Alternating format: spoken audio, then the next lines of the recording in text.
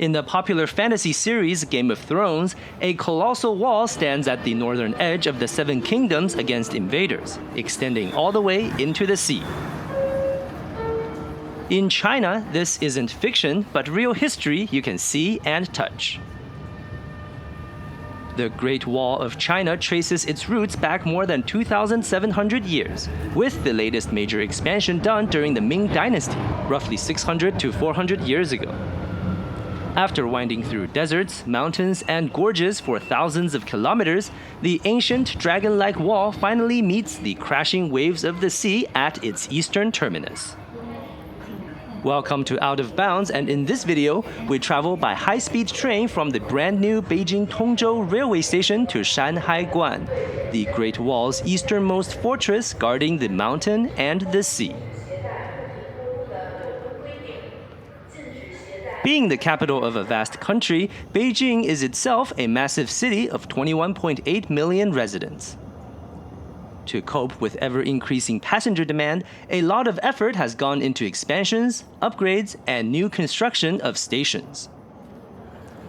Beijing Tongzhou Station is the latest to open in the metropolitan area as of this video. Located about 20 kilometers to the east of Beijing city center, Tongzhou historically flourished as a trading town at the northern terminus of the Grand Canal, though its economic importance diminished in the era of railways. In 2015, Tongzhou was designated as Beijing's municipal subcenter to reinvigorate local growth and alleviate urban congestion. As such, for much of its construction, this train station was provisionally called Beijing Municipal Subcenter Station. Now try saying that 3 times fast. Luckily, the planners came to their senses and changed the name to just Beijing Tongzhou Station, days before the official opening on December 30th, 2025.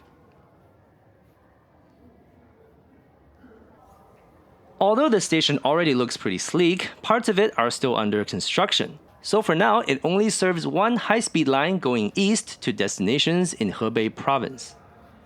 Going forward, it is expected to be also served by the Beijing-Harbin Railway, which runs immediately adjacent to the west. The interior of Beijing Tongzhou Station is designed around the shape of sails, in a callback to the many canal sailboats that once docked at Tongzhou. The large transparent canopies lets in plenty of natural light, which is often lacking in underground stations. Other interior elements also take inspiration from local landscapes and culture, making the otherwise grand space feel intimate instead of overwhelming.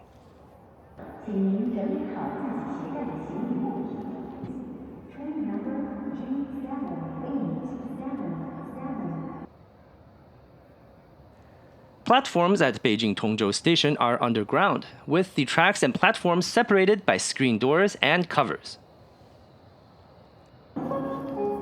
We are now boarding the G7877 service. We will travel its entire length from Beijing Tongzhou to the final stop Qinhuangdao, then make a short hop to Shanhaiguan.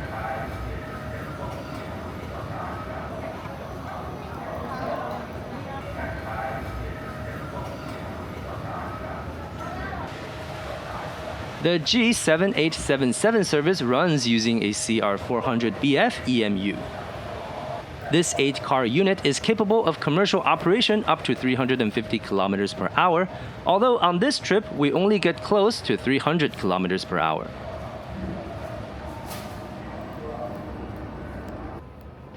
For 140 Chinese yuan, you can book the entire journey in second class, which looks pretty fresh and clean. Seats here tilt back and have a slight headrest. The standard amenities are of course all here, with decent leg space, seat back pocket, and tray table.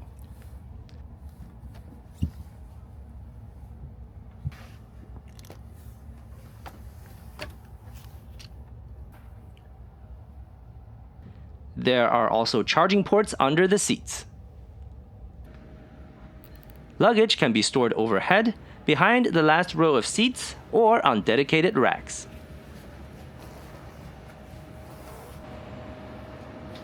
On board, there are hot water dispensers, washing stations, and 2 types of restrooms. And they all seem to be in good order.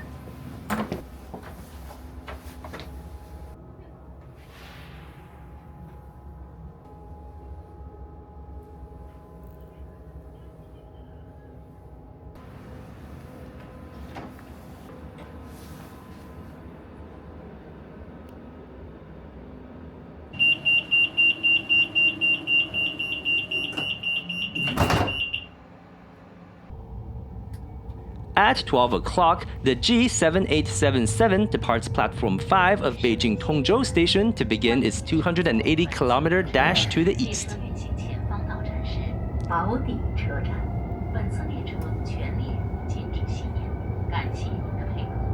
Ladies and gentlemen, welcome to take this train.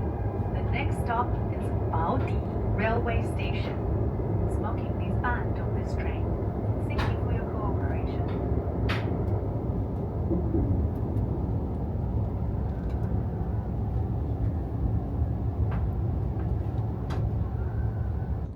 The train travels through a bit of underground tunnel, then emerges right next to the Beijing-Harbin Railway, the 1,249-kilometer-long main line connecting the capital city with the nation's northeastern provinces. Please take care of the washroom facilities. Flush seat or lying down on it during the journey. After crossing Chaobai River, we enter an exclave of Hebei province.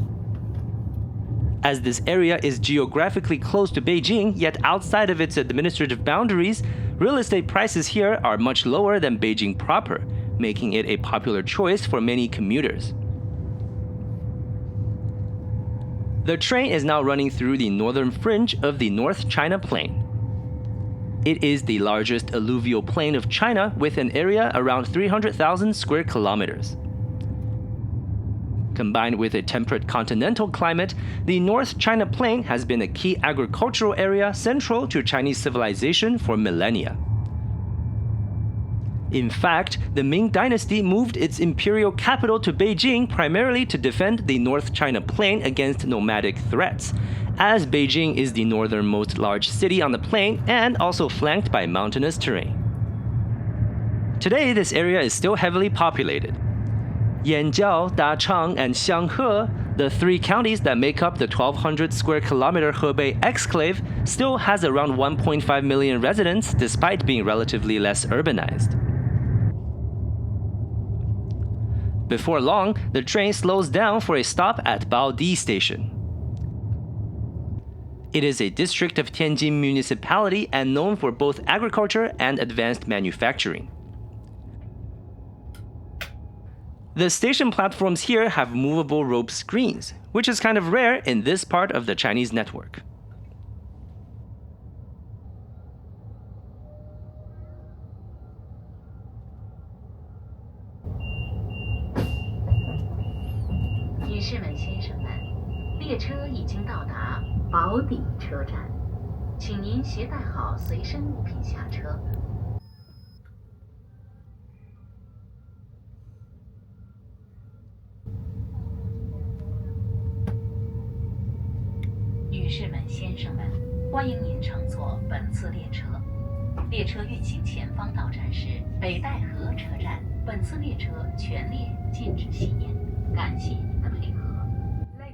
We're now quickly dashing toward the major city of Tangshan. Tangshan owes its prosperity to the industrialization reforms during the late Qing dynasty, as the government developed both coal mines and major ports near the city. To move the coal, in 1881, China's first 1435mm standard gauge railway was built in Tangshan, which also became the site of China's first railway factory. That factory is today part of CRRC's Tangshan plant. Around China, Tangshan is perhaps best known though for the 1976 major earthquake that hit the city in the pre-dawn hours of July 28th. The quake caused massive devastation to Tangshan and surrounding areas. Over 90% of residential buildings in Tangshan were destroyed or badly damaged. And because the earthquake occurred when most people were asleep, it caught the city completely off guard, causing immense human casualties. Various estimates put the death toll around 240 to 300,000 people, making this one of the deadliest earthquakes in history. Tangshan would subsequently be rebuilt though and make a recovery. Today, Tangshan has 7.7 million residents and is an industrial center for steel, coal, petrochemicals, and ceramics. Our train will not enter the city center of Tangshan. Instead, it makes a large turn to the north of the city and connects onto the Beidaihe Qinhuangdao high-speed railway for the remainder of the journey.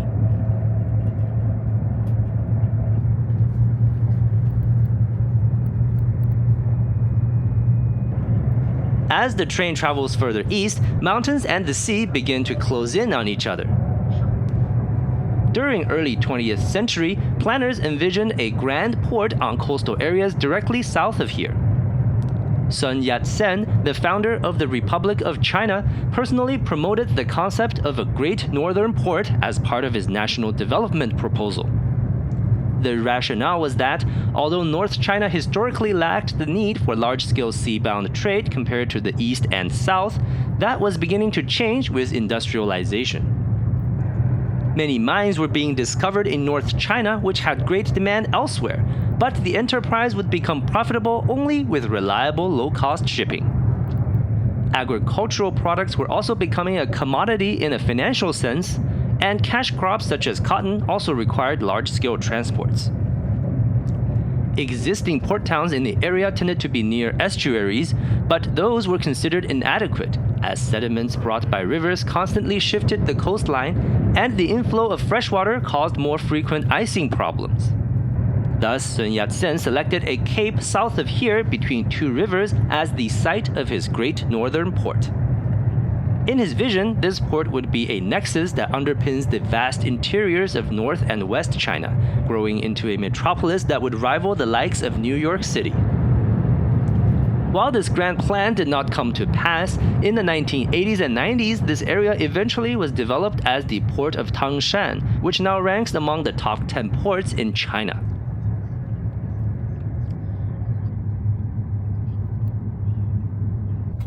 The train is now in Beidaihe, a coastal district west of Qinhuangdao. Summer temperatures here are tempered by the sea, so Beidaihe became a popular vacation destination since the late 19th century.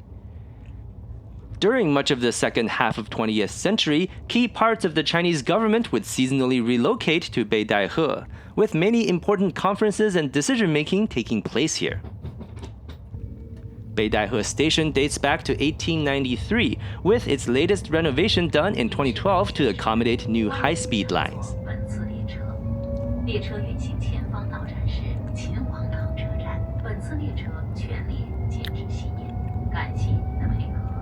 Ladies and gentlemen, welcome to take this train. The next stop is Qinhuangdao Railway Station. Soon after leaving Beidaihe, we begin to approach G7877's final stop. At 1328, the train comes into Platform 5 of Qinhuangdao Station, completing the 280-kilometer trip in 1 hour 28 minutes, 2 minutes ahead of schedule.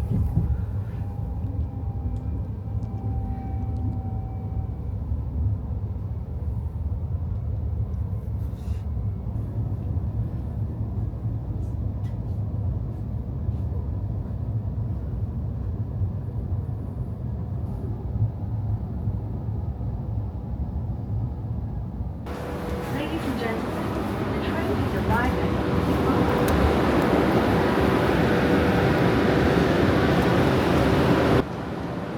In Chinese, Qinhuangdao literally means the island of the Emperor of Qin.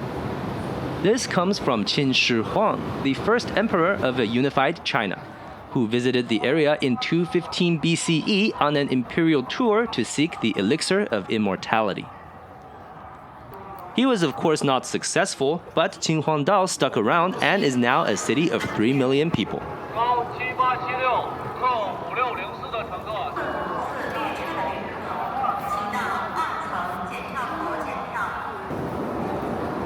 We do a quick touch and go here and head out to the platforms again. Qinhuangdao Station is a major node for both passenger and freight operations, so you can see all manners of trains here.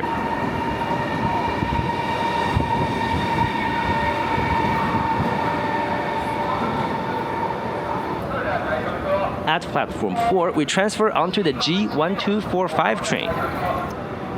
Its whole route is actually quite long, covering over 1,300 kilometers from Qingdao to Shenyang, although I only take it for 17 kilometers to Shanhaiguan. This service is run using a CR380B, manufactured at CRRC Changchun and capable of commercial operation at 310 kilometers per hour. Though we will not be going anywhere near that fast.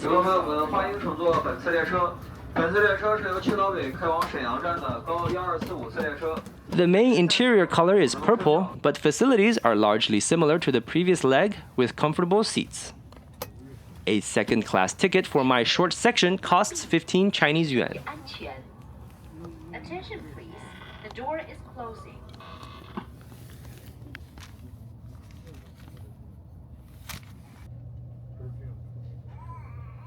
Arrive at Shanhaiguan Railway Station. 欢迎您乘坐动车组列车。本次列车全面禁烟，禁止携带危险品乘车。 On the lucky track, please do not touch the devices with red marks. The train will arrive at Shanhaiguan Railway Station. China is the world's largest producer and user of coal by far, with much of it hauled around the country by freight rail. A dedicated freight line connects Qinhuangdao's seaport to the coal mines of northern Shanxi province 650 kilometers to the west. This Datong Qinhuangdao line moves over 400 million tons of coal each year, more than any other railway in the world. 列车很快就要到达山海关车站了，请下车的旅客整理好行李物品，从列车运行方向的前部车门下车。 The train will arrive at Shanhaiguan Railway Station. Just 12 minutes on the train, and we roll into platform 1 of Shanhaiguan Station at 14:02. You know you're approaching the Great Wall when even the low barriers on the platform have crenellations. Indeed, Shanhaiguan literally means the pass between mountain and sea, referring to the narrow 7.5-kilometer gap between the Yan Mountains and Bohai Sea that command the key passage between North China Plain and northeastern China.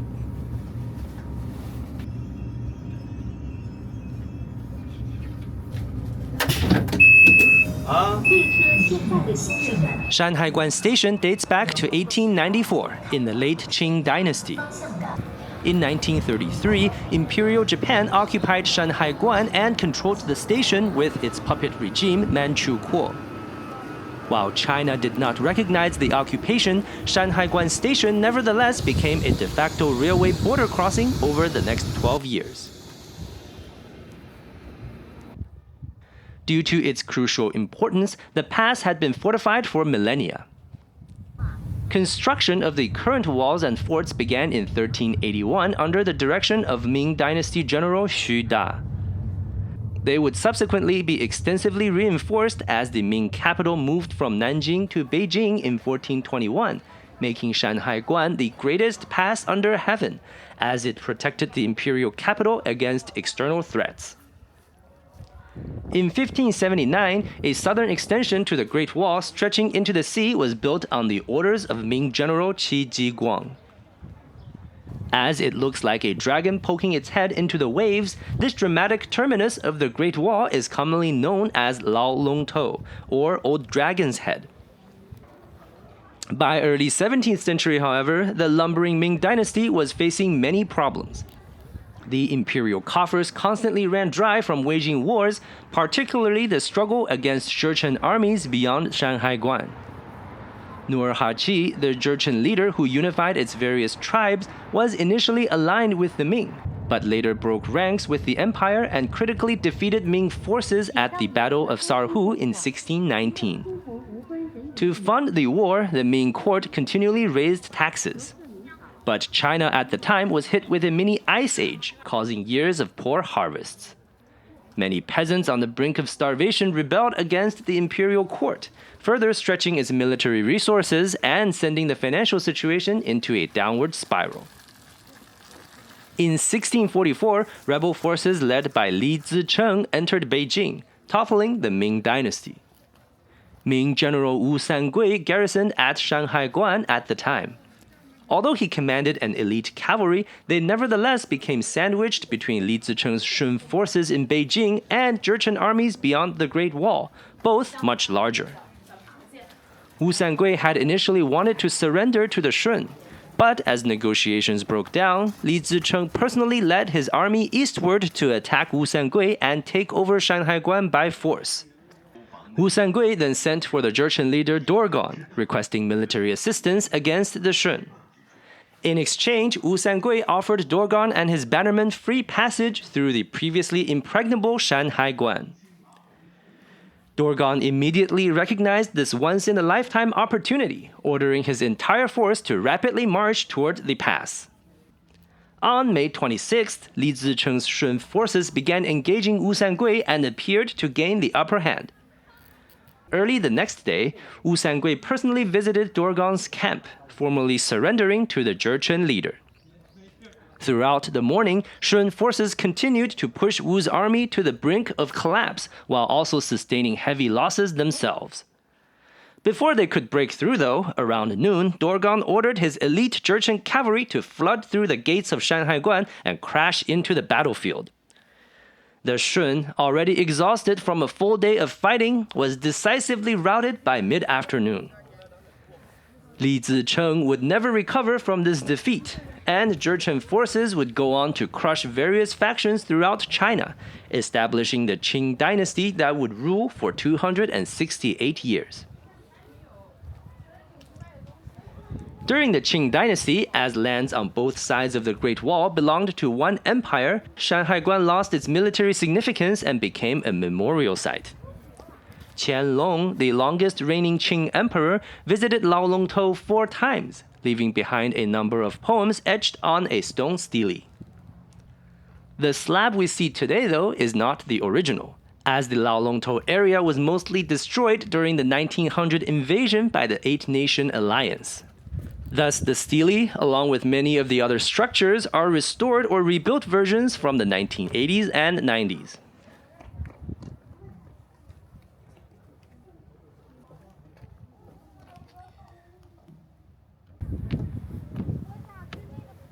Nevertheless, the Great Wall ending at the sea is still an unforgettable sight.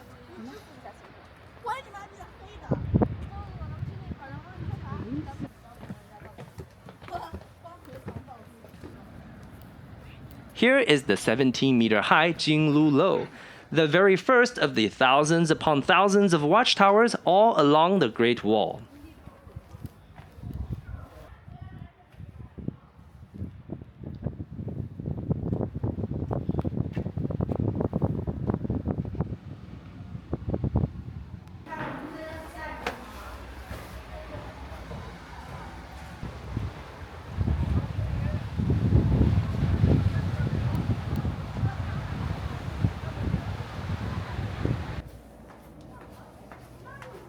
Walking through these corridors and ramparts, you could almost hear the footsteps of those who believed these walls could hold back the tide of history.